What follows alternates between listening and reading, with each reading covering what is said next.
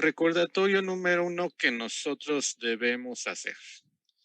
Si la constante de proporcionalidad que nos indican en nuestra ecuación diferencial no está bien definida del todo, nosotros vamos a tener que generar tres soluciones generales. Ajá. Una solución para alfa menor a cero, una solución para alfa igual a cero y otra solución para alfa mayor a cero. Pero como en el caso del ejercicio que hicimos anteriormente nos indican cierta alfa, bueno, pues nosotros únicamente estaremos generando pues una solución general. Segundo recordatorio importante a realizar. Una ecuación diferencial parcial lineal con condiciones iniciales y o de frontera solamente va a tener una solución, la cual por supuesto se va a considerar particular. ¿Por qué? Porque las constantes arbitrarias ya están bien definidas o en su defecto, las funciones arbitrarias también están especificadas del todo.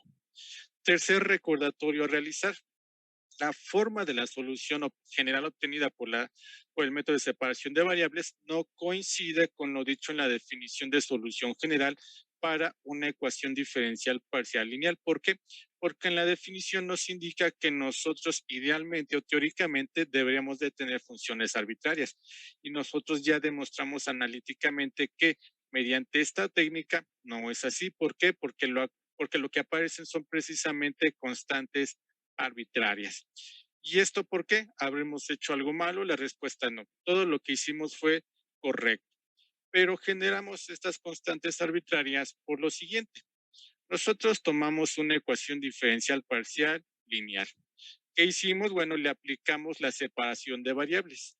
Esta separación de variables puede considerarse como una especie de transformador. ¿Por qué? Porque tomamos literalmente a este elemento de aquí y lo convertimos en qué? Pues en un conjunto de ecuaciones diferenciales ordinarias lineales. Resolvimos esas ecuaciones diferenciales ordinarias lineales, obtuvimos su respectiva solución y con el producto de esas soluciones nosotros generamos la respuesta a este problema. Ok, entonces nada está mal, simplemente hicimos una transformación y es que esa transformación nos permite precisamente implementar pues técnicas que ya conocemos. Nos permite utilizar, por ejemplo, el polinomio característico, nos permitió utilizar, por ejemplo, el método de separación de variables que vimos en tema uno y quizás en su momento, si es que así lo requiere, pues nos permitiría utilizar lo que corresponde a variación de parámetros, entre otras técnicas. Bueno, vamos a resolver un segundo ejercicio procurando que pues el proceso que vimos anteriormente quede mejor asentado. Este ejercicio dice lo siguiente y podemos destacar pues varias cosas. Número uno, solamente vamos a obtener una respuesta. ¿Por qué? Porque tenemos una constante de proporcionalidad que es igual a cero.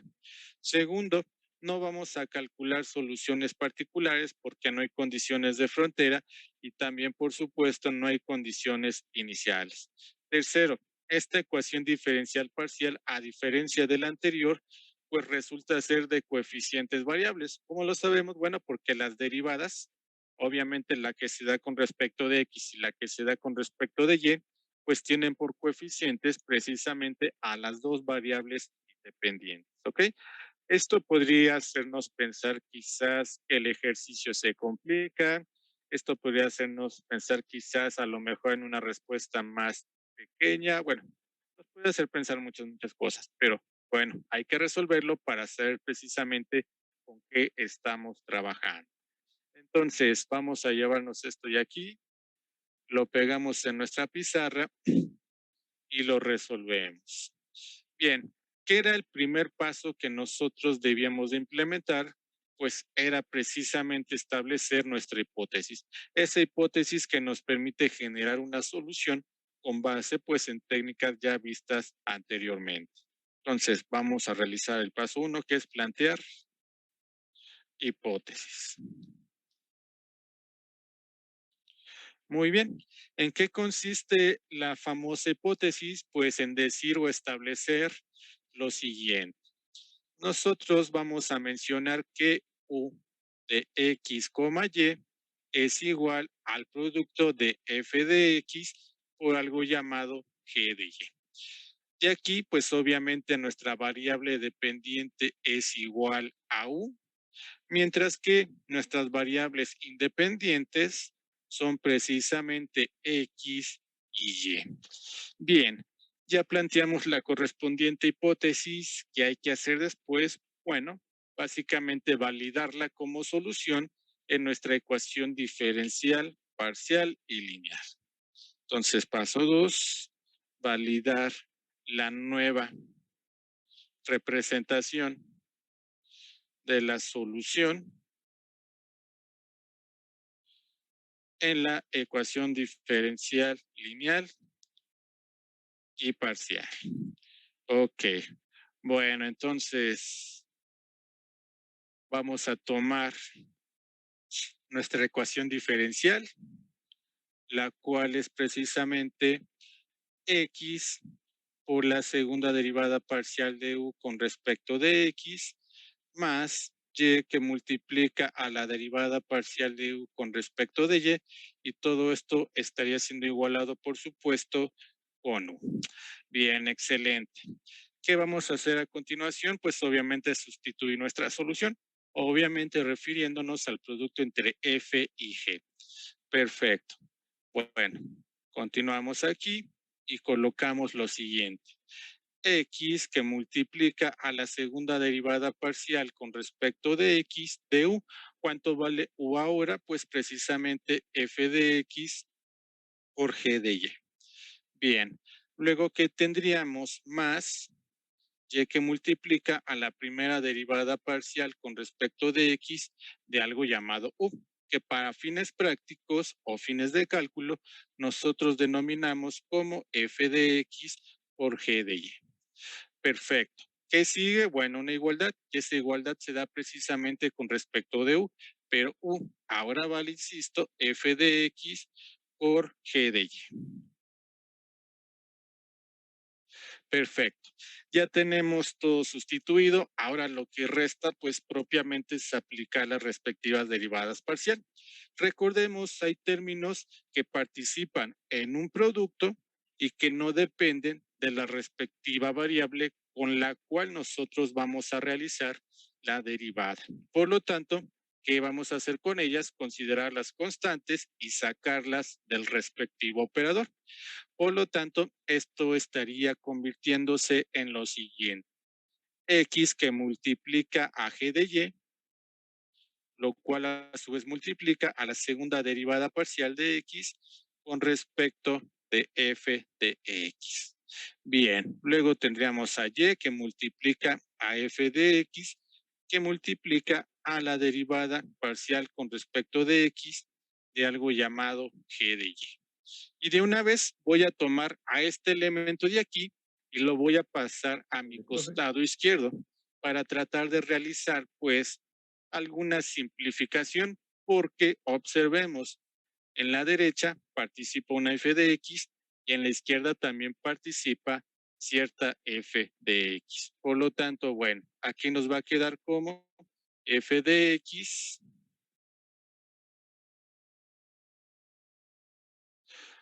por g de y.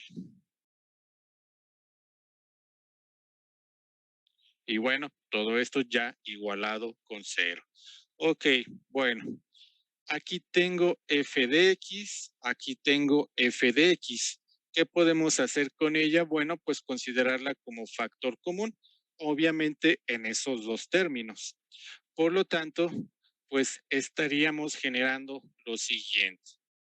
X por g de y estaría multiplicando a f' de x más y que multiplica a f de x, lo cual a su vez estaría multiplicando a g' de y menos f de x por g de y igual a 0. Ok, aquí siguen permaneciendo ambos elementos, ya los podemos seleccionar y agruparlos en un solo término. Bueno, voy a llevarme esto de aquí y vamos a pegarlo en una nueva página. Ok, Realizando dicha agrupación, ¿qué nos va a quedar? Pues nos va a quedar lo siguiente: x por g de y por f bi'prima de x más lo que sería f de x o que multiplica, perdón, a y por g' de y menos algo considerado g de y todo esto ahora sí igualado con cero. Muy bien. ¿Qué pretendemos hacer a continuación? Pues tratar de colocar a todo aquello que involucre a f de x, por ejemplo, en el costado izquierdo, y todo aquello que involucre a g de y, pues en el costado derecho. Por lo tanto, estaríamos generando esta nueva relación que es x por g de y por f' bi'prima, perdón, de x igual a menos f de x que multiplica a y por g' de y menos g de y nada más. Bien, este elemento que está multiplicando va a pasar al costado izquierdo dividiendo, mientras que este elemento que también está multiplicando pasará al costado derecho también, por supuesto, dividiendo. Y de una vez, para aprovechar el tiempo, estaremos aplicando de un solo golpe el correspondiente signo menos, obviamente a todo lo presente en el costado derecho. ¿Qué nos va a quedar? Pues nos quedaría lo siguiente: x por f bi'prima de x siendo dividido por f de x igual, por supuesto, a g de y menos y por g' de y siendo dividido todo eso, por supuesto, por g de y. Listo. Ya tenemos la correspondiente separación de variables. Ya podríamos continuar. Y como vamos a continuar, pues estaríamos llegando, por supuesto, a nuestro paso número 2.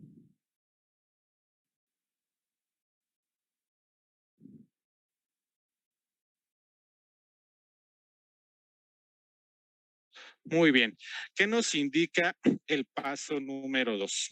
Resuelve para f de x y resuelve para g de y. ¿Ok? ¿Por qué tenemos que resolverlas para ellas si nosotros estamos resolviendo una ecuación diferencial parcial? Bueno, muy sencillo, porque sus correspondientes resultados, al ser multiplicados, pues nos van a dar precisamente esa respuesta que nosotros estamos buscando. Entonces, paso número 2, obtener la solución de f de x y g de y. Noten, insisto, que hablamos de las funciones sin derivar. Y es que la respuesta o solución de toda ecuación diferencial, ya sea parcial u ordinaria, pues no tiene que tener derivadas o diferenciales. Perfecto. Bueno, todo suena muy bien, muy bonito, pero ¿de dónde vamos a sacar esas ecuaciones que nosotros necesitamos? Bueno, las vamos a sacar u obtener de hacer uso de nuestra famosa o nuestra queridísima constante de proporcionalidad. ¿Cómo agregarla? Bueno, literalmente tenemos que igualarla con los dos términos presentes que se encuentran a la derecha y a la izquierda del correspondiente igual. ¿Cómo nos queda todo eso? Pues nos va a quedar de la siguiente manera: x que multiplica a f bi'prima de x siendo dividida por f de x igual a nuestra alfa igual a g de y menos y por g' de y todo esto siendo dividido por g de y. Bien, ¿cuántas ecuaciones podemos generar con esta única relación matemática? Pues dos. Aquí tendríamos una y aquí tendríamos otra.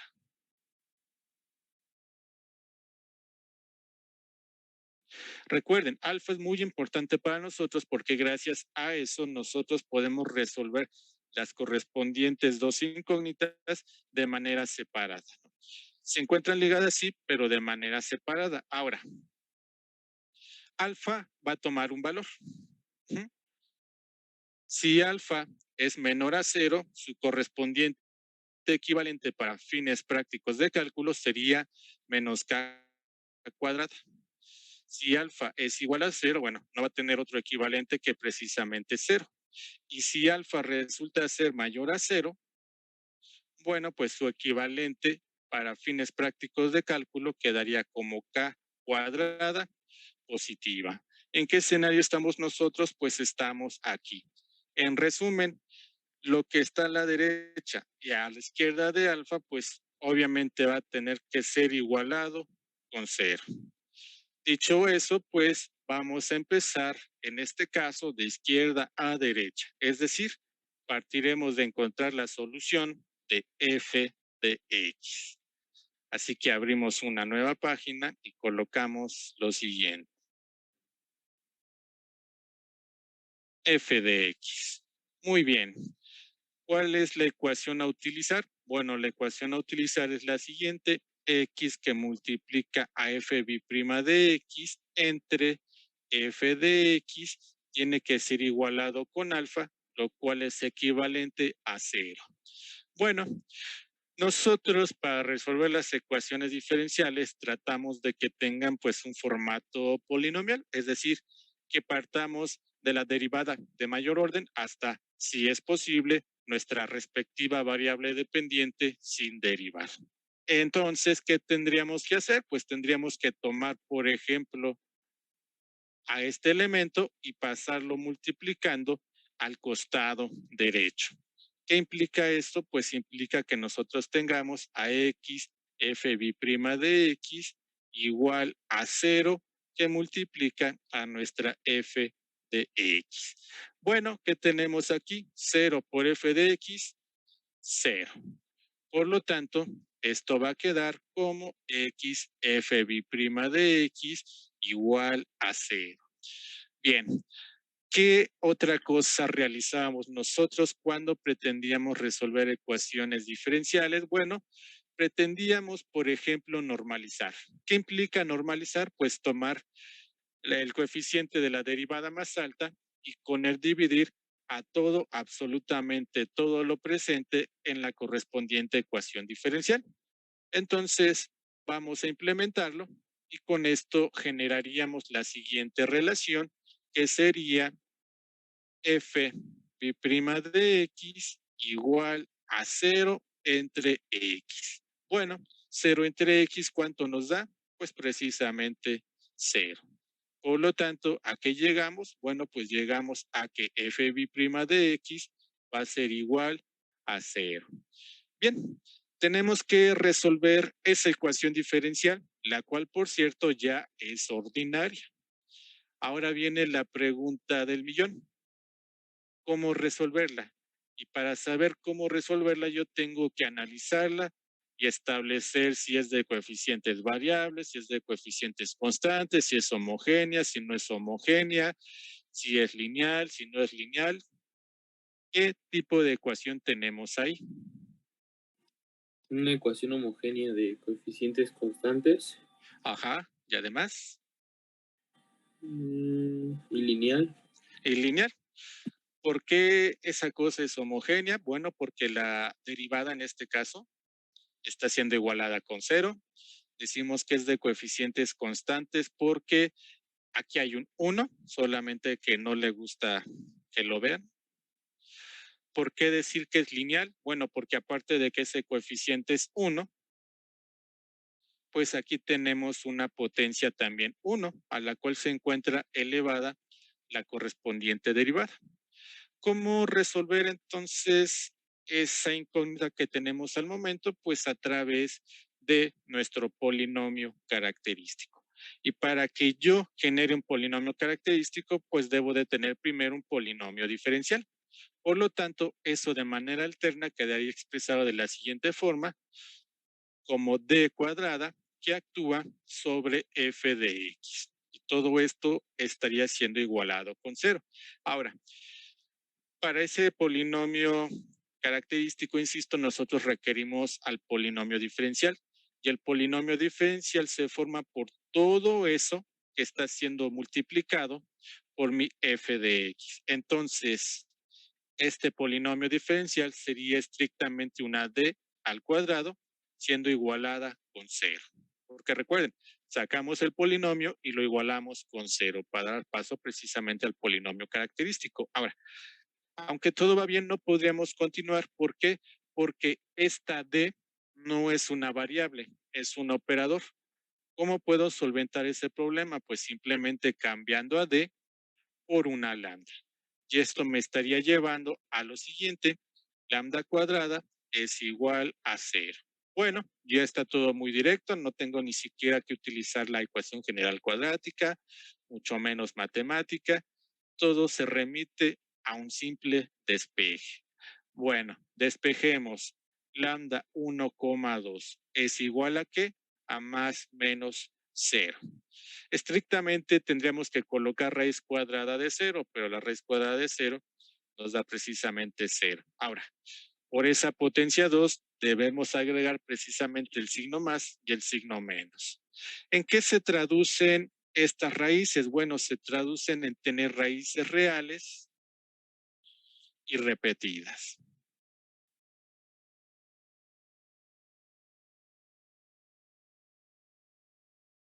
Y como son raíces reales y repetidas, pues el correspondiente formato a utilizar es el siguiente. Tendríamos f de x, que es igual a c1 por e a la lambda 1 x más c2 que multiplica x, la cual a su vez multiplica el número de Euler siendo elevado a lambda 1 x. Recuerden, como hay repetición de raíces, agregamos esta x a la potencia 1, ya que de la original estamos generando solamente un clon. Bueno, sustituyo los datos y generamos lo siguiente: f de x es igual a c1 por el número de Euler elevado a 0x más c2 por el más x, perdón, c2 por x, que multiplica el número de Euler siendo elevado a 0x. Bueno, esto de aquí es 1. Esto de aquí también es 1. Por lo tanto, llegamos al hecho de que nuestra f de x es igual a ¿qué? A c1 más C2 que multiplica a X. Y listo, con esto llegamos a nuestro primer resultado.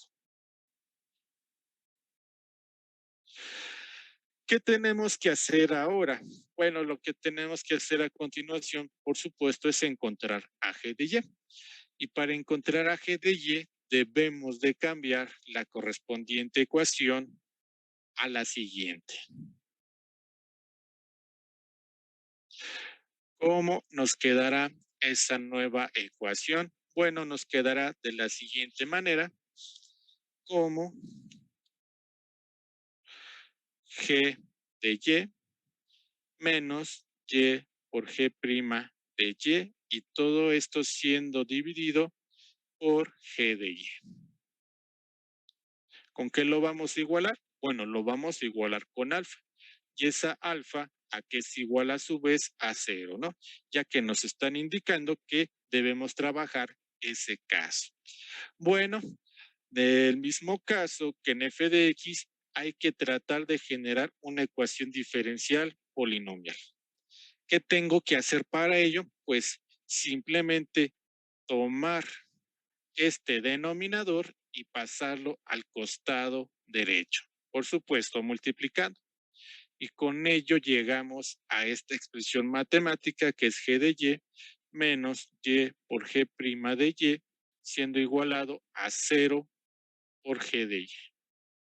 Bueno, ¿cuánto es esto? Pues esto es un 0. Por lo tanto, nuestra correspondiente expresión g de y menos y por g' de y tendría que ser igualada con 0. Bueno, ya que tenemos igualado ese término, hay que observar momentáneamente este costado izquierdo. ¿Qué es lo que podríamos destacar de ahí? Bueno, que la correspondiente derivada más alta es 1. Y cuando nosotros tenemos derivadas de orden 1, lo más sencillo que podríamos implementar es separar las correspondientes derivadas, obviamente ya con una notación de Leibniz, para que así podamos fragmentar los diferenciales y al fragmentar los diferenciales, pues los estaríamos integrando para dejar todo únicamente en términos de variables no derivadas. Así que bueno, vamos a realizar dicho proceso y estaríamos generando lo siguiente. Vamos a dejar en nuestro costado izquierdo al siguiente término. Y por G' de Y igual a G de Y. Ok, ¿qué podemos hacer ahora? Bueno, pues cambiar la notación. Eso está en notación prima o notación de Lagrange y nosotros requerimos forzosamente de la notación de Leibniz, ya que solamente ahí aparecen pues los respectivos diferenciales. Bueno, esto se va a poder escribir entonces como Y por la derivada de G con respecto de Y, siendo igualado precisamente con G. Bueno, todo lo que tenga una letra G, costado izquierdo, todo lo que tenga una letra Y, costado derecho. ¿A qué nos lleva eso? Pues a lo siguiente. 1 sobre G, que multiplica el diferencial de G, siendo igualado con 1 sobre Y, siendo multiplicado por el diferencial de Y. Bien, recordemos algo, toda solución de una ecuación diferencial tiene que estar libre de derivadas o libre de diferenciales. Por lo tanto, hay que hacer lo siguiente y eso precisamente es integrar. Por supuesto, en ambos costados. Bueno, vamos a resolver entonces nuestras integrales, afortunadamente muy sencillas, y llegamos a lo siguiente.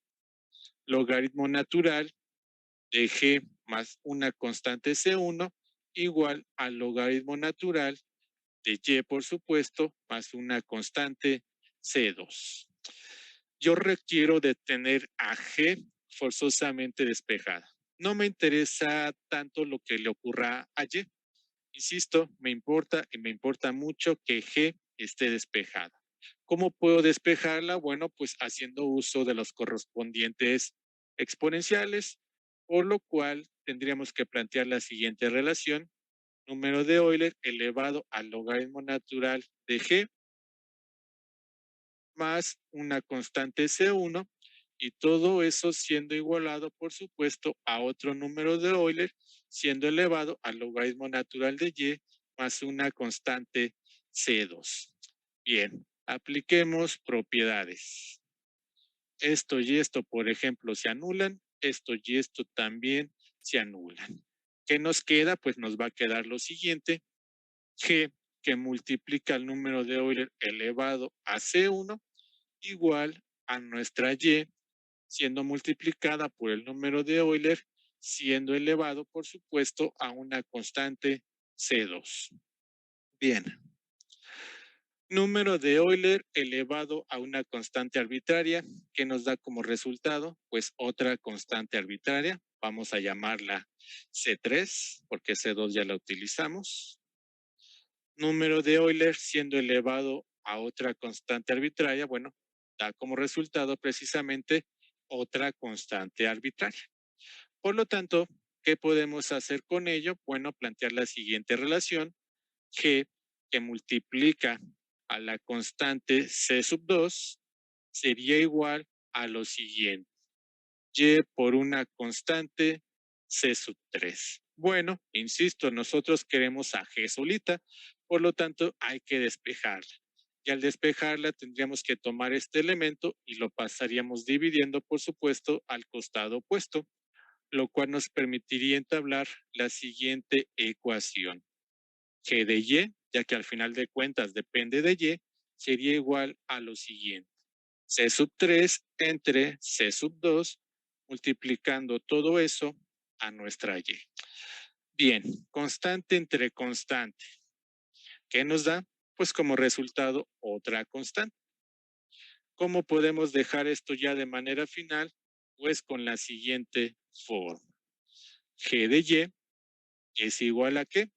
Pues es igual a una constante C sub 4 la cual multiplica a nuestra variable independiente y. Y listo, con esto llegamos a la última pieza que nosotros buscábamos para el rompecabezas.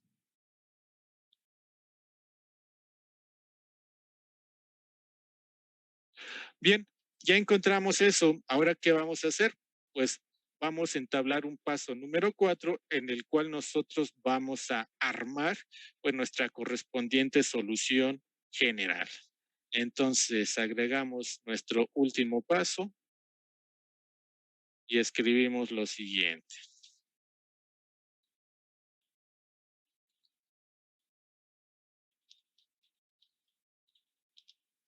Bueno, ¿en qué consiste el armado de la solución general? Pues en tomar a lo que es igual g de y f de x y multiplicarlo entre sí. ¿Para qué? Para que así obtengamos pues esta respuesta que nosotros estamos buscando.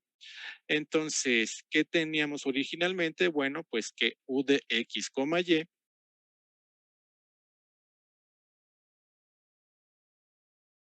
de manera equivalente era igual a f de x por g de y. ¿Cuánto vale f de x para nosotros? Según recuerdo, c1 más c2x, lo cual estaría multiplicando a g, y g tiene por valor c4y.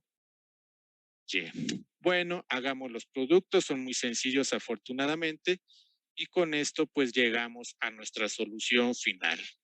U de x, y es igual a c sub 5 más c sub 6 que multiplica x, y, ¿ok? De esto podemos destacar, por ejemplo, que c sub 5 es igual a c1 por c sub 4, mientras que c sub 6 es igual a c4 que multiplica a c1, a c2, perdón. Y listo, con esto concluimos nuestro ejercicio.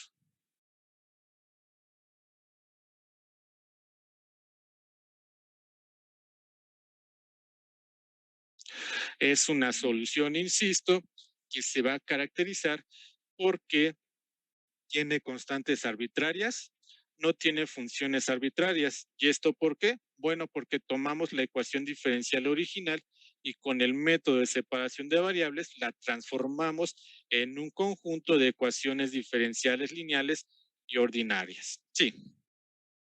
Ahí no falta una Y en C5.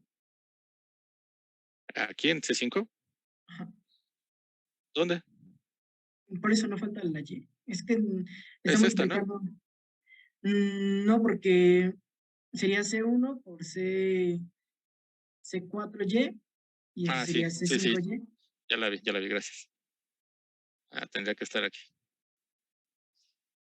Entonces quedaba C1 por Y.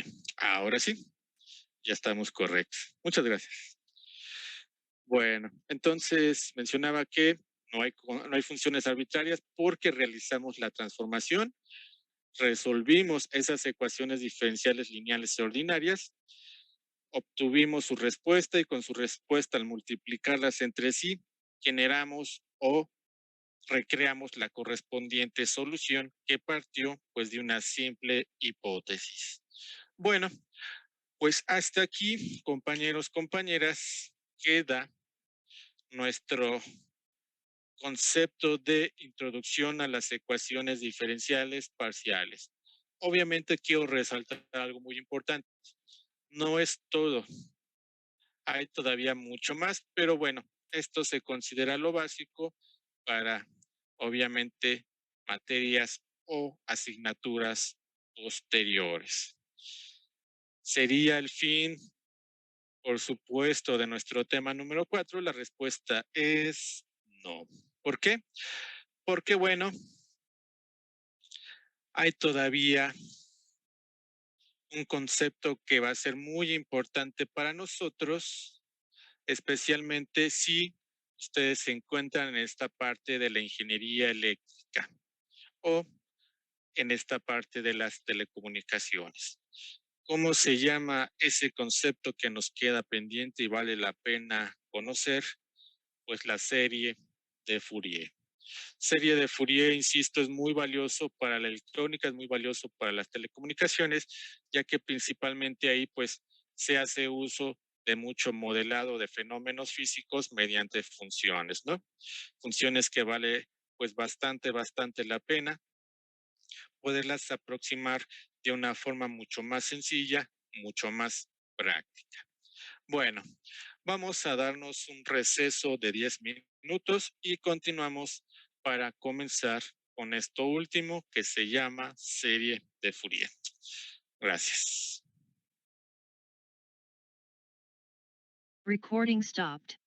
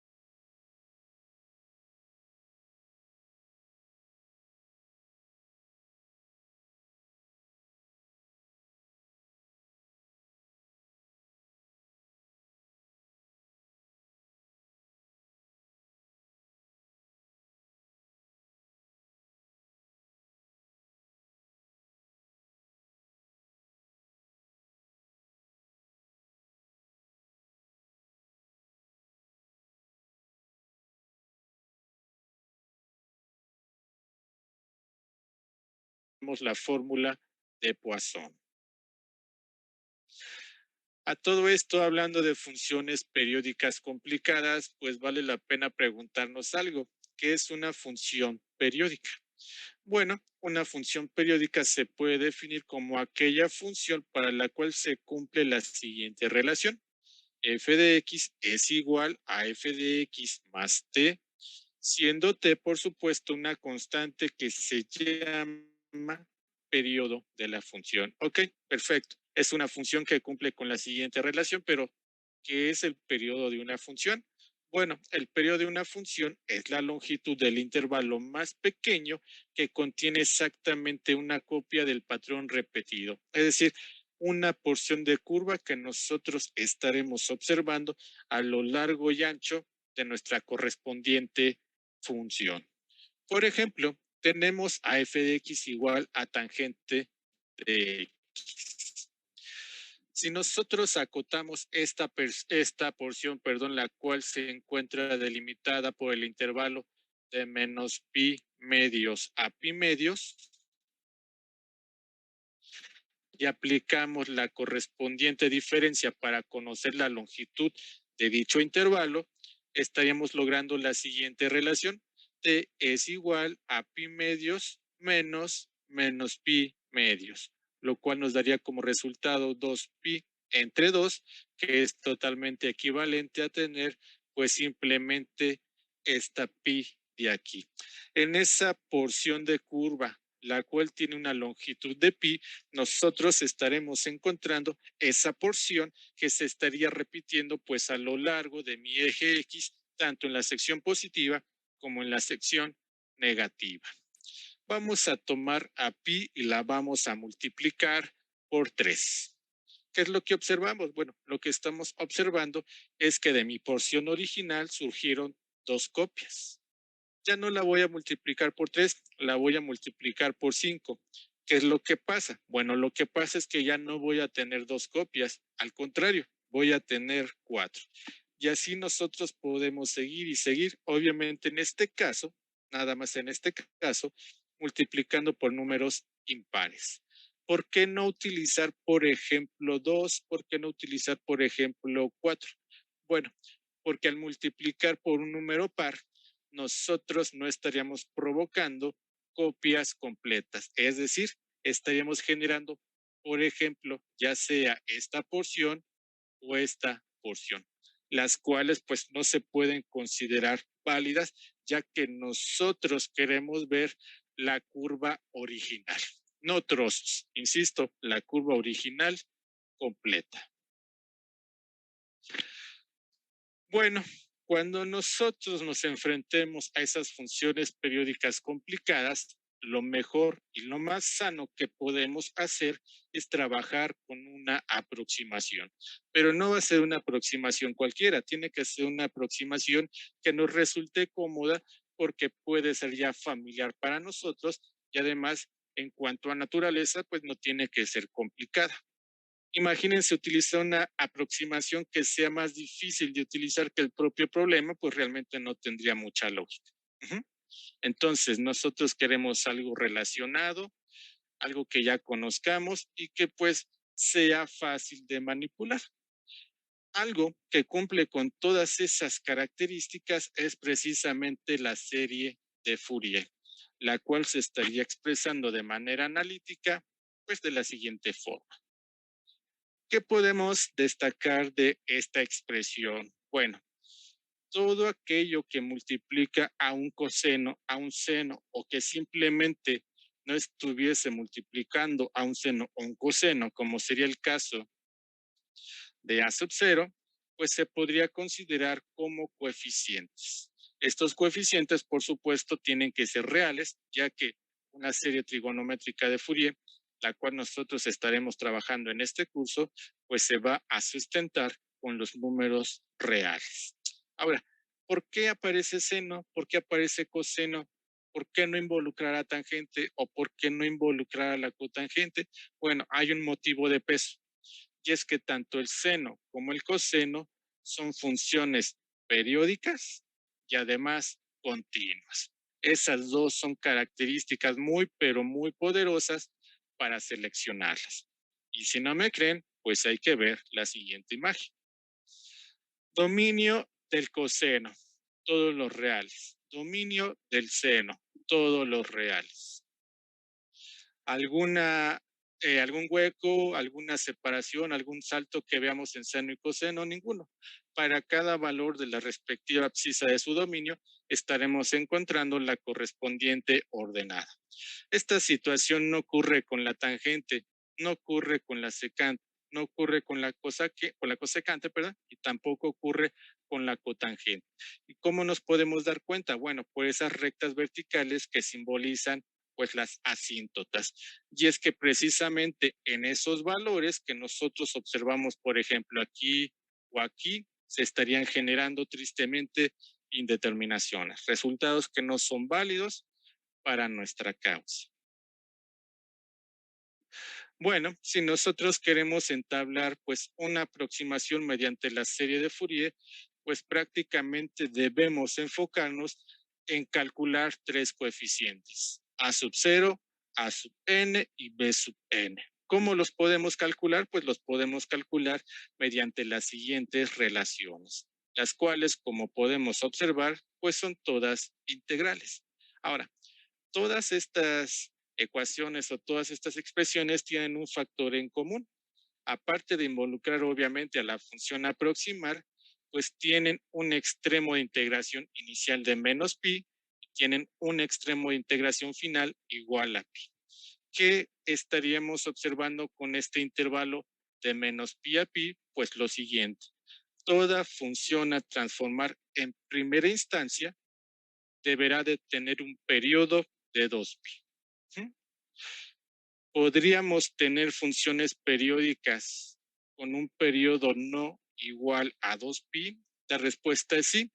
¿Podríamos aproximarlas también mediante Fourier? La respuesta también es sí. Solamente que no sería con estas ecuaciones. Tendrían que ser otras, las cuales pues dentro aproximadamente de una clase pues estaríamos estudiando. Pero por lo pronto, con estas ecuaciones únicamente estaremos aproximando funciones periódicas con un periodo de 2pi.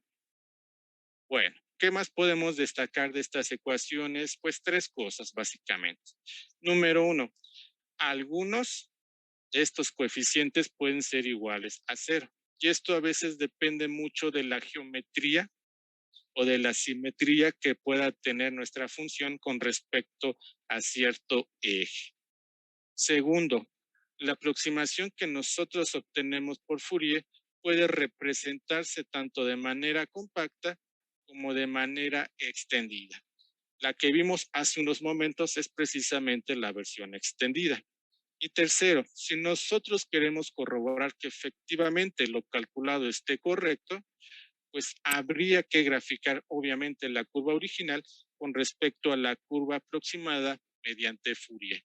Si nosotros observamos que las respectivas curvas se sobreponen de manera apropiada, es decir, no hay mucha discrepancia, bueno, pues estamos bien. Podríamos dar por concluido el problema. Pero si observamos que de plano no encaja una encima de la otra, pues tendremos que revisar nuestros correspondientes cálculos para saber en dónde fallamos y corregir. Ahora, como ustedes pueden observar, estamos utilizando seno y coseno, por lo que tener muy, pero muy presente todas las propiedades que se puedan de estos dos entes geométricos, pues va a ser muy, muy importante para nosotros. Puede parecer un detalle menor, pero esos detalles menores nos permiten reducir y simplificar de manera muy importante los respectivos cálculos. Bueno, vamos a tratar de poner manos a la obra con el ejemplo número 1 y si el tiempo lo permite, con el ejemplo número 2. Ok, bueno, entonces vamos a llevarnos nuestro primer ejemplo y lo vamos a resolver en nuestra pizarra. Quizás ustedes se estén preguntando, x al cuadrado entre 2 pudiese ser una función complicada. La respuesta es no, definitivamente no lo es.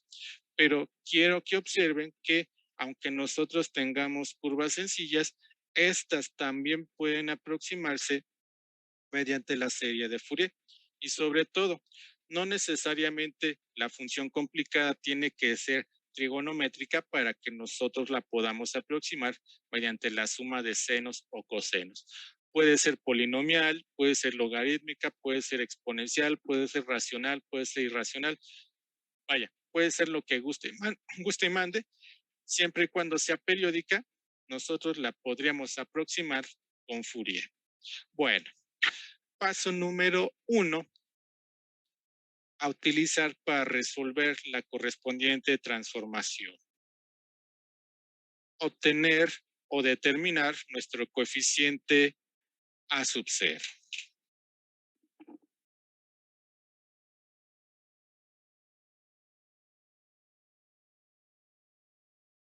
Como paso introductorio, como paso 0, si ustedes gustan, pues sería bueno que nosotros determinásemos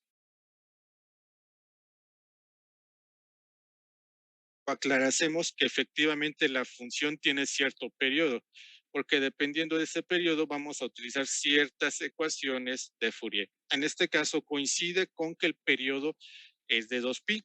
Insisto, tenemos que t es igual a extremo final, perdón, ya que es una longitud, menos nuestro extremo inicial.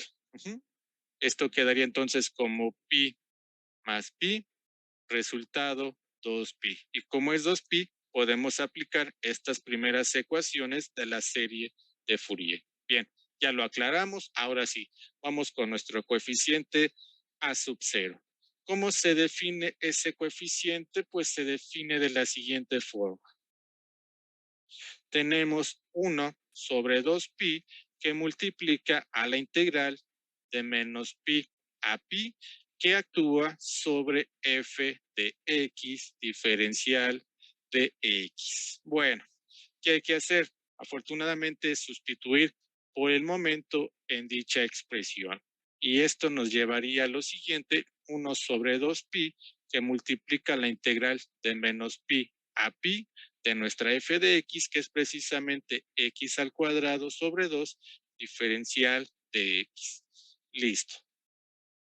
Un medio se considera constante y al ser constante podemos sacarlo de la respectiva integral.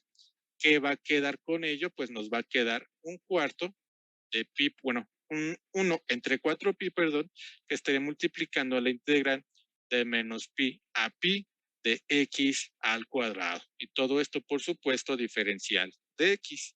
Bien, hay que resolver esta integral, afortunadamente sencilla, y nos estaría quedando lo siguiente, 1 sobre 4pi, que multiplica a 1/3, lo cual a su vez estaría multiplicando a x cúbica, valuada de menos pi a pi. Bien, sustituimos los correspondientes extremos y realizamos uno que otro producto para llegar a la siguiente relación, 1 sobre 12pi, que multiplica a lo siguiente, pi al cubo menos pi, menos pi, perdón, solamente que aquí falta el menos, así menos pi al cubo. Bueno, desarrollamos 1 sobre 12pi, esto multiplica a pi al cubo, menos y menos más, pi al cubo. Tenemos al mismo elemento con la misma potencia, por lo tanto, esto pudiese expresarse como 1 entre 12pi, que estaría multiplicando pues a 2pi cúbica. Bueno, podemos simplificar. Para empezar, esto y esto se estaría convirtiendo en 1/6. Pi cúbica entre pi, pues se convertiría en pi cuadrada. Y listo, ya tenemos ahorita a nuestro primer correspondiente coeficiente, que es A sub 0. ¿Cuánto vale? Pues vale pi al cuadrado entre 6. Listo. Una integral, por así decirlo, muy sencillo.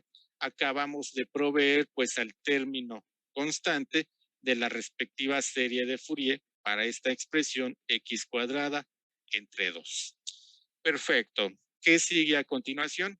Bueno, pues vámonos por el coeficiente a sub n.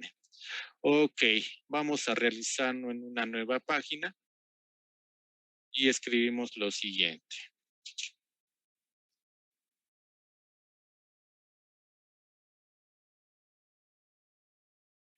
Bueno, ¿cuál es la ecuación para este coeficiente? Es precisamente a sub n es igual a 1 entre pi, que multiplica la integral de menos pi a pi de f de x por el coseno de nx diferencial de x. Bueno, sustituimos nuestra función y llegamos a lo siguiente, 1 sobre pi que multiplica la integral de menos pi a pi, x al cuadrado sobre 2, coseno de nx diferencial de x.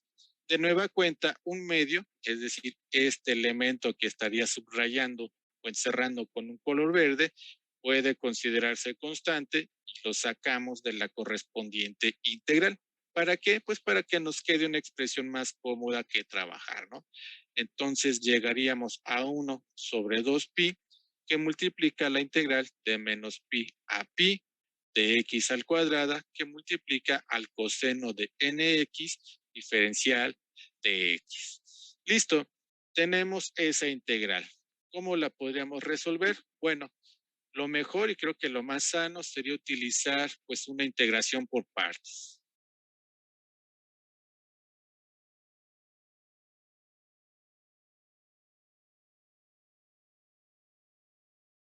Pero para agilizar el correspondiente proceso, pues vamos a tratar de implementar nuestro programa matemáticas, ya que ahorita lo que me interesa es que vean las correspondientes gráficas. Vean cómo si mediante senos y cosenos nosotros podemos replicar la curva de cualquier función que resulte ser periódica. En este caso, obviamente con un periodo de 2pi. Así que vamos a salir momentáneamente de nuestra pizarra y vamos a resolver la correspondiente integral.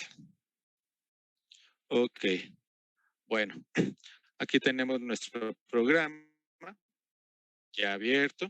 Vamos a escribir el comando base. Ok, introducimos la integral. Vamos a decir que es a sub n. Esto va a ser igual a lo siguiente, integrate, abro cierre corchete cuadrado, agregamos nuestro primer gran dato, que es propiamente la función a integrar, y la función integrar pues sería la siguiente. Vamos con paletas, ayudante de escritura matemática, colocamos x al cuadrado. Obviamente todo eso estaría multiplicando al coseno de nx. Y ya que acabamos con este primer gran dato, pues proporcionamos con respecto a quién estaríamos integrando. Y obviamente nosotros vamos a integrar con respecto de x, ya que es la variable independiente.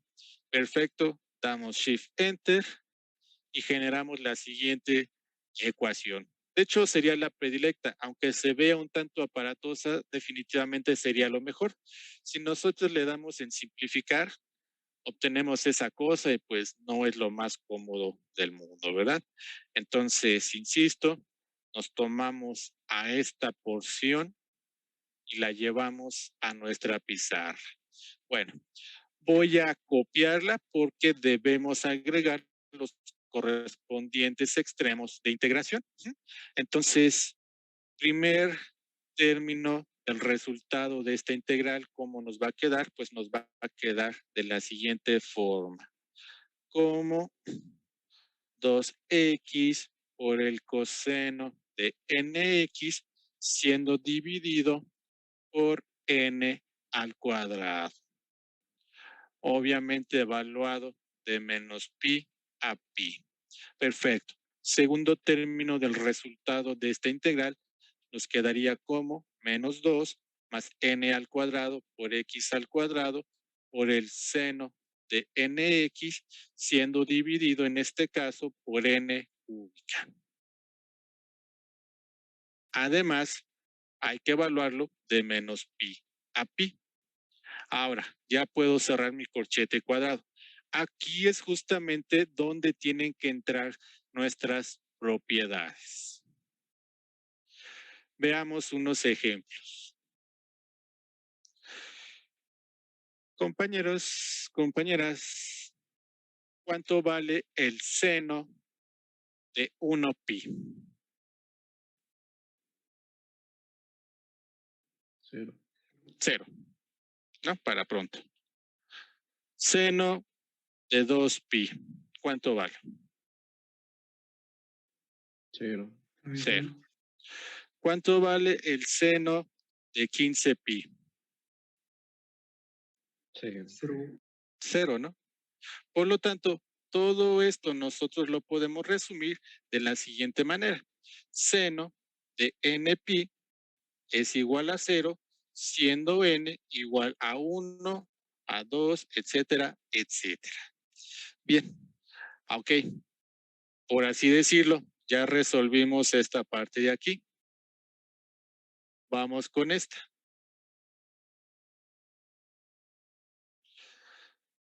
Seno de menos 2pi. ¿A qué es igual? Ay, bueno, ya lo respondí. Es igual. A 0, ¿no? Seno de menos 8pi. ¿Cuánto nos da? 0. 0.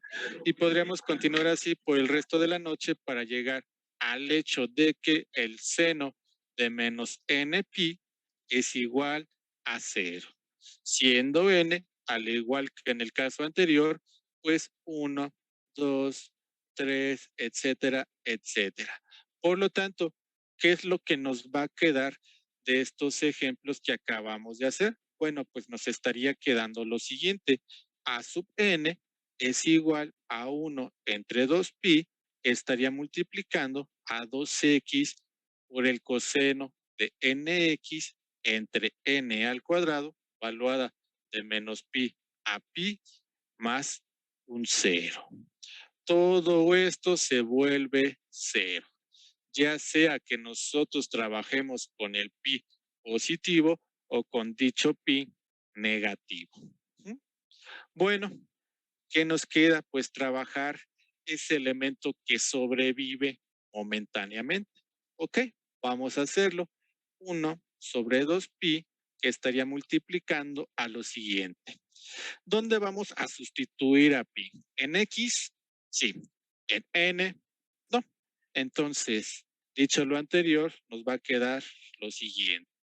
2 por pi, que multiplica al coseno de npi dividido entre n al cuadrado, menos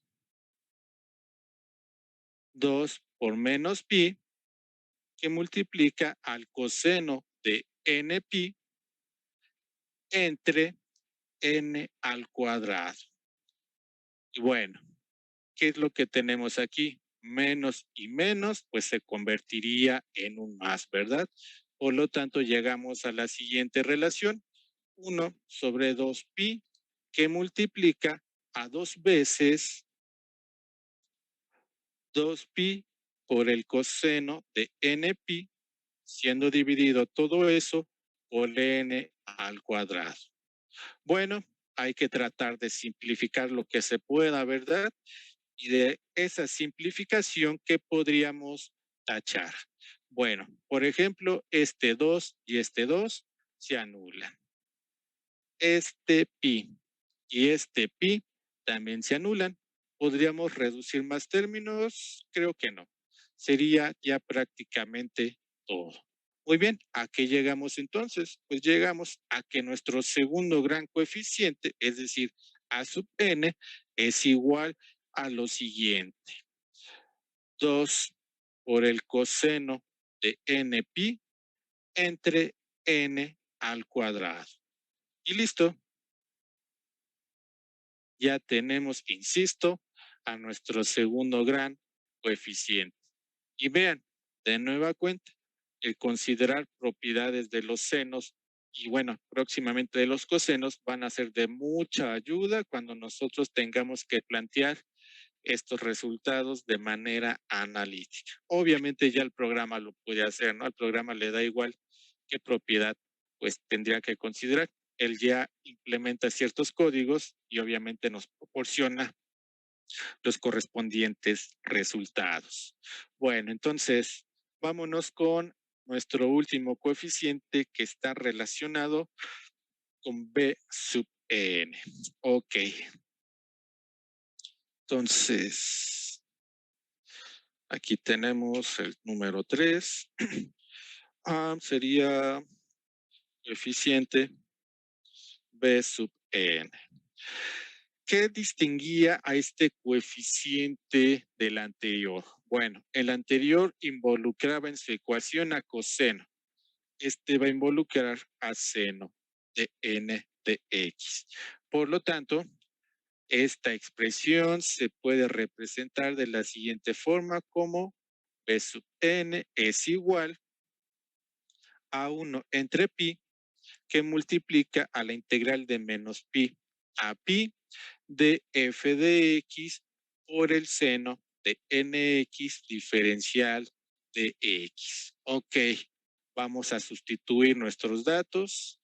B sub n, 1 entre pi, integral de menos pi a pi, la cual actúa, por supuesto, sobre el producto de x al cuadrado sobre 2 con el seno de nx diferencial de x. De nueva cuenta, aquí tenemos un medio constante que hacemos con las constantes, sale, por supuesto, multiplicando.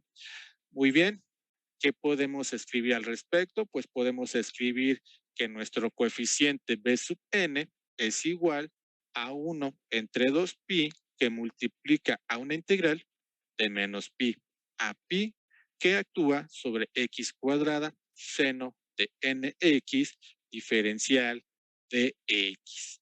Excelente. Misma situación. Esto tiene que resolverse mediante integración por partes.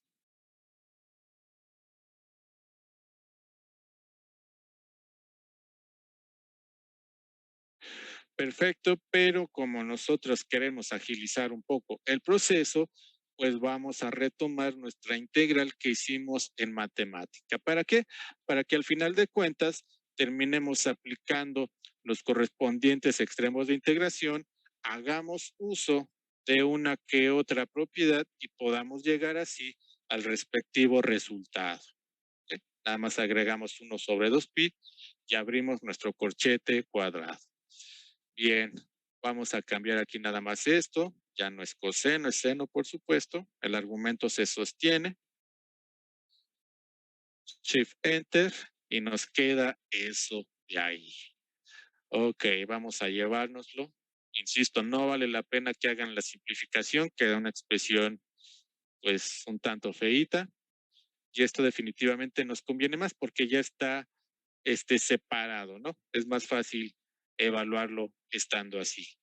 Bueno, entonces esto es menos 2 más n al cuadrado por x al cuadrado por el coseno de nx dividido entre n cúbica, valuado por supuesto de menos pi a pi, más 2x por el seno de nx siendo dividido por n al cuadrado. Obviamente evaluado de menos pi a pi. Cerramos nuestro corchete cuadrado. Bueno, insisto, propiedades. Veamos qué funciona, qué no funciona. Ok. De los dos términos presentes dentro, por supuesto, del corchete cuadrado, ¿cuál le diría adiós al mundo?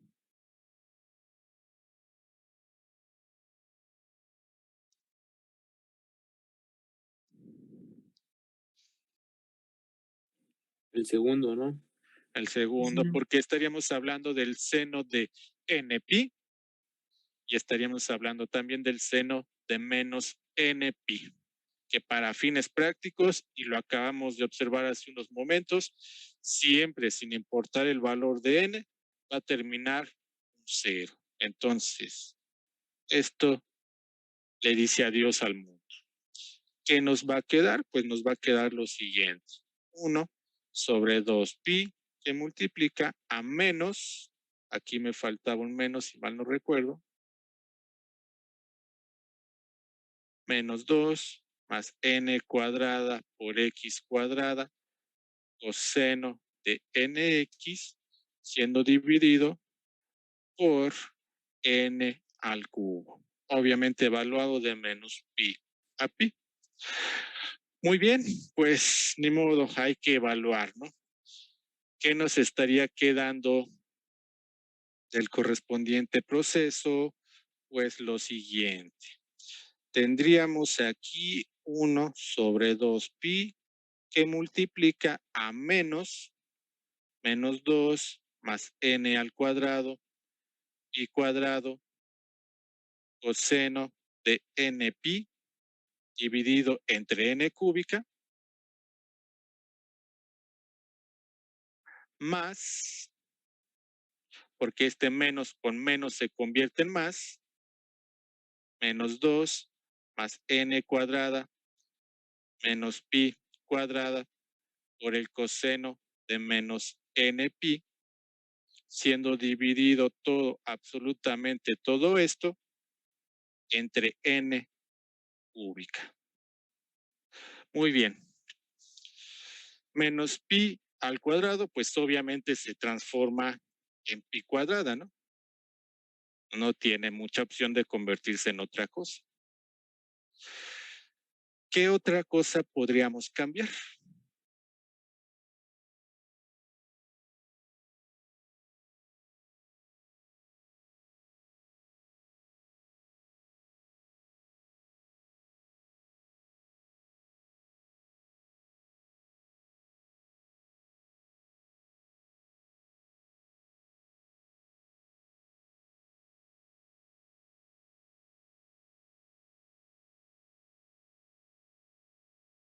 Bueno, como andan muy participativos, pues entonces yo me voy a responder. Coseno de menos pi, profesor Javier, ¿cuánto nos da? Pues nos da precisamente menos 1. Coseno de pi, ¿cuánto nos da, profesor Javier? También nos da menos 1. Por lo tanto, ¿qué podemos suponer de esto, profesor Javier? Pues que tenemos aquí al coseno de n pi. Bien, entonces, si eso es el coseno de n pi, pues nos va a quedar el siguiente término que corresponde a menos 2 más n cuadrada, que multiplica a pi cuadrada, que a su vez estaría multiplicando al coseno de n pi. Bueno, entonces, obviamente todo esto se divide entre ¿qué? Pues entre n al cubo y cerramos nuestro corchete cuadrado. ¿Qué observamos? Que este término es exactamente igual a este otro término, solamente que con un signo contrario. Aquí nosotros tenemos menos, aquí nosotros tenemos más. Por lo tanto, insisto, si es lo mismo pero con signo contrario, pues no hay de otra que p sub n termine valiendo 1 sobre 2pi por 0. Y 1 sobre 2pi que multiplica 0, pues nos da precisamente 0. ¿Ok? Ese es el resultado de nuestra última de nuestro último coeficiente. Si ya tenemos todos, absolutamente todos los coeficientes, ¿qué nos resta por hacer? Pues sustituirlo en la correspondiente transformada, en la correspondiente serie de Fourier. Ya vimos la forma extendida. Es la que ustedes pudieron observar en su momento cuando estábamos trabajando la diapositiva 2 o 3 del presente concepto. Bueno, yo les voy a mostrar la forma compacta que, pues, siendo sinceros, es la que más se observa en la correspondiente literatura. Entonces, vámonos al paso número 4, que es el armado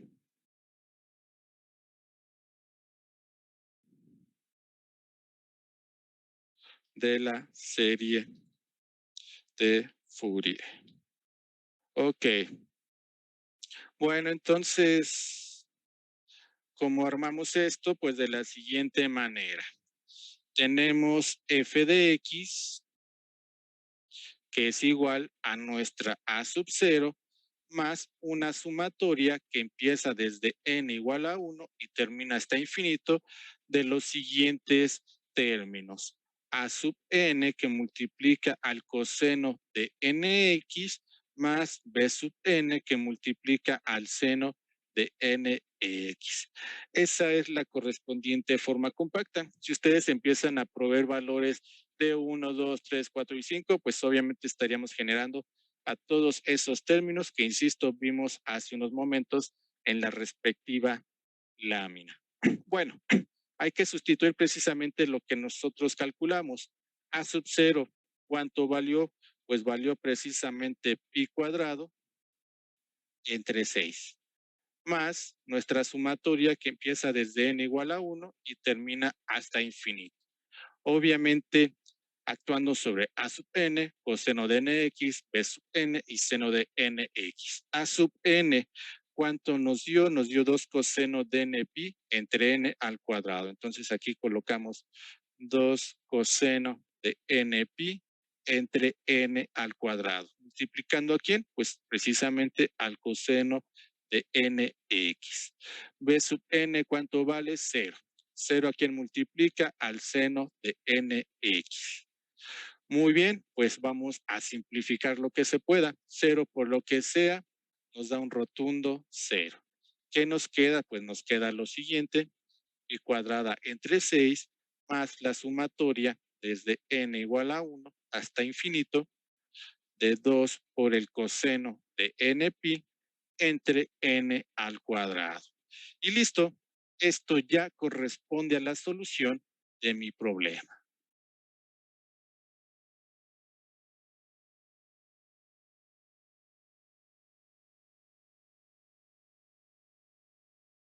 Sí,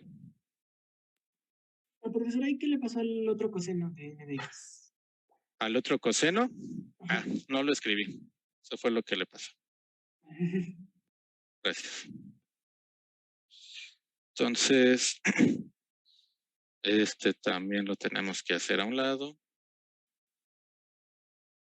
Y lo dejamos así. Coseno de nx, y ahora sí, ya aparece todo. Bueno, insisto, esto ya es la solución. Aunque parezca quizás un tanto abstracto, pero sí. Esa expresión x cuadrada entre 2 para un intervalo de menos pi a pi de manera alterna puede representarse con esta serie de Fourier que nosotros acabamos de calcular. Puede sonar sobrado, sí, yo también considero eso, porque obviamente la función que aproximamos es muy sencilla, pero piensen que no siempre vamos a tener esa dicha. En su momento ya estaremos trabajando con funciones mucho más complicadas, pues las cuales nos van a hacer pensar bastante en este tipo de aproximaciones e implementarlas no solo analíticamente, sino también, por supuesto, de manera computacional. Pero bueno, entra una duda bastante razonable. ¿Estaremos bien?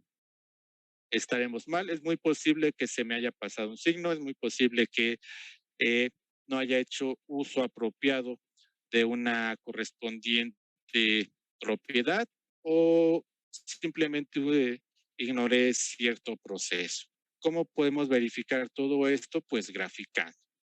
Y para graficar, nosotros vamos a tener que proponer algunos elementos de esa sumatoria. ¿Por qué no puedo trabajar todos? Porque la sumatoria es infinita. Si bien empieza 1, termina pues precisamente hasta el infinito y no vamos a realizar ese proceso. Es imposible de implementar.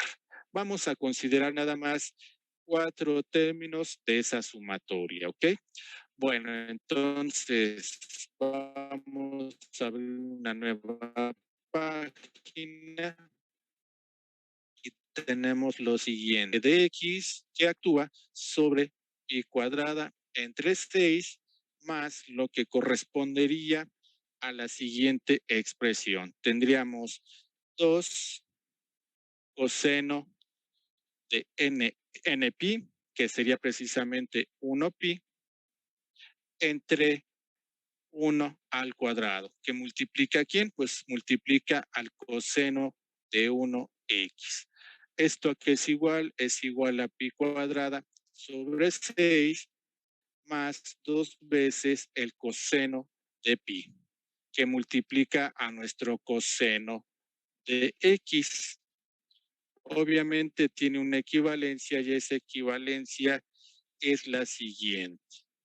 Y 2 entre 6 más, bueno, en este caso sería menos 2 por el coseno de x. Listo. Ahí tenemos al primer término de la sumatoria ya implementado, que sería, insisto, este de aquí. Vamos a incrementar nuestro contador n para pasar a un 2. Muy bien, tenemos f de x es igual a lo siguiente, pi al cuadrado entre 6 menos 2 coseno de x más lo que corresponde a 2 coseno de 2pi entre 2 al cuadrado, que multiplica al coseno de 2x. Obviamente esto puede simplificarse y dicha simplificación nos llevaría a lo siguiente. Pi cuadrada entre 6 menos 2 coseno de x más un medio que multiplica al coseno de 2pi, el cual es precisamente 1, y 1 por coseno de 2x nos daría, por supuesto, coseno de 2x. Listo, ya tenemos al segundo elemento de nuestra sumatoria. Vamos con un tercero y ese tercer elemento se va a definir de la siguiente manera. ¿Qué tendríamos? Bueno, tendríamos f de x es igual a pi cuadrada entre 6 menos 2 coseno de x más un medio por el coseno de 2x menos, es muy posible que aparezca el menos, que tendríamos en esta ocasión sería 2 coseno de 3pi entre 3 al cuadrado, que multiplica al coseno de 3x. Bueno, aplicando el correspondiente resultado, estaríamos generando lo siguiente, pi al cuadrado entre 6 menos 2 coseno de x más un medio por el coseno de 2x. Coseno de 3pi sería, según yo, menos 1. Menos 1 estaría multiplicando, bueno, aquí es más, de hecho, ¿no? Generalmente es más. Ahora, por ese menos quedaría como menos 2 novenos que multiplican a el coseno de 3x. Listo, entonces, sería más y menos menos 2 entre 9 por el coseno de 3x. Listo, ya tenemos a nuestro tercer elemento. Vamos con el último que estaríamos calculando en esta ocasión y sería el siguiente. N es igual a 4. Bueno, esto nos lleva a f de x igual a lo siguiente. Pi cuadrado entre 6 menos 2 coseno de x más un medio por el coseno de 2x menos 2 novenos por el coseno de 3x. Aquí vamos a dejarlo tentativamente como un más. ¿Qué tendríamos en esta ocasión? Bueno, sería 2 coseno de 4x entre 4 al cuadrado, por supuesto, que multiplica al coseno de 4x. Bueno, vamos a llevarnos a esta expresión. Vamos a pegarla en una nueva hoja y vamos a simplificar. Bueno, ok, sería pi cuadrado entre 6 menos 2 coseno de x más 1/2 por el coseno de 2x y Perdón, es que yo no entendí muy bien por qué puso 2 coseno de 4x. ¿No iba a 2 coseno de 4pi?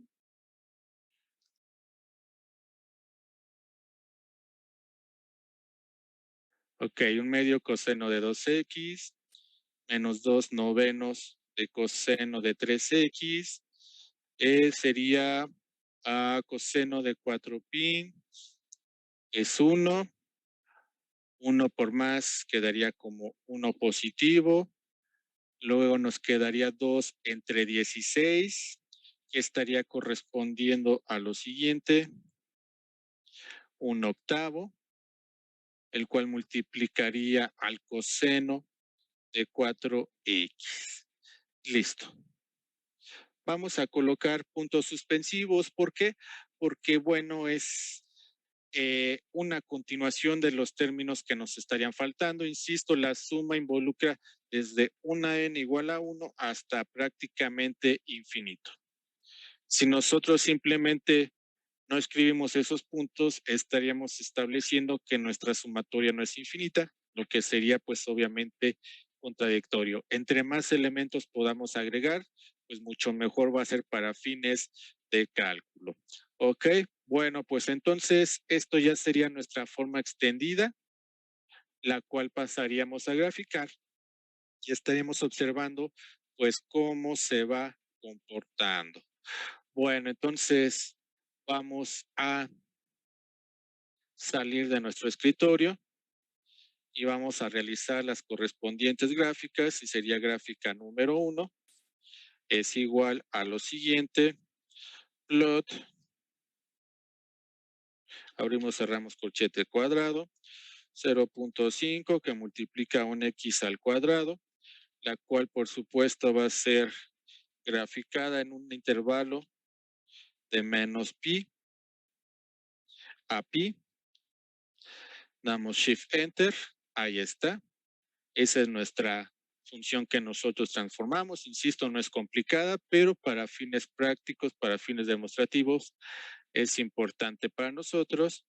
Luego tenemos nuestra segunda función, la cual pues iba a estar un tanto extendida y se estaría escribiendo de la siguiente manera. Aquí vamos a colocar, abrimos paréntesis, sería pi al cuadrado, obviamente siendo dividida por 6, vamos a agregar otros paréntesis como protección. Luego aquí tendríamos a menos 2 coseno de x. Muy bien. Luego, ¿quién sigue? Pues 1/2 sería 0.5, que estaría multiplicando a quién? Pues al coseno de 2x. Cerramos corchete cuadrado. Agregamos el siguiente elemento que es menos. Este sí lo escribimos en fracciones. 2 novenos. Que estaría multiplicando a quién? Pues al coseno de 3x. Y ya por último, estaríamos agregando a más 1 sobre 8 que multiplica al coseno de 4x. Ok, entonces no nos hace falta nada, creo que ya está todo. Vamos a dar Shift y Enter. Ok, se ve esta figura pues un tanto irregular. Tiene lógica, sí, porque estamos utilizando de un total de pues más de 1 millón de elementos en la correspondiente sumatoria, solamente 4. Y debido a eso, pues obviamente tiene que tener pues ciertas imperfecciones, pero si nosotros empezamos a agregar más y más y más, pues eso se va a ver sin duda pues mucho, mucho mejor. Bueno, vamos a empalmar las correspondientes gráficas. Déjenme ver si puedo cambiarle el correspondiente color y sería lo siguiente. A, coma, plot style, flecha, ahí está, ya aparece la flecha. Y vamos a ponerle red, a ver qué sale. Ahí está. Perfecto. Entonces, show G1, G2.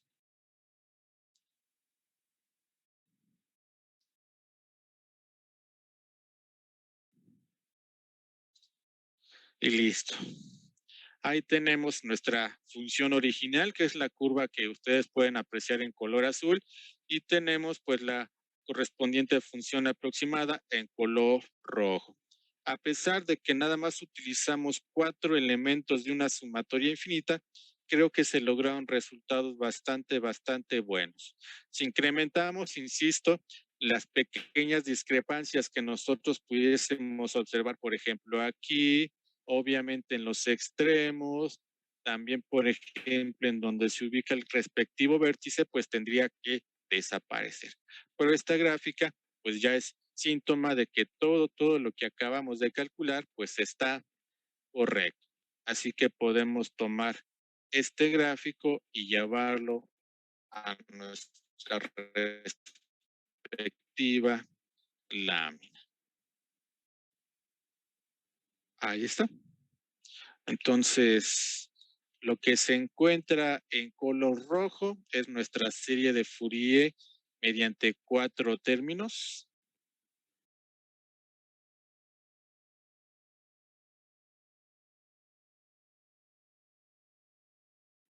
Y lo que se encuentra en color azul, pues es obviamente nuestra función original f de x igual a x al cuadrado entre 2. Listo.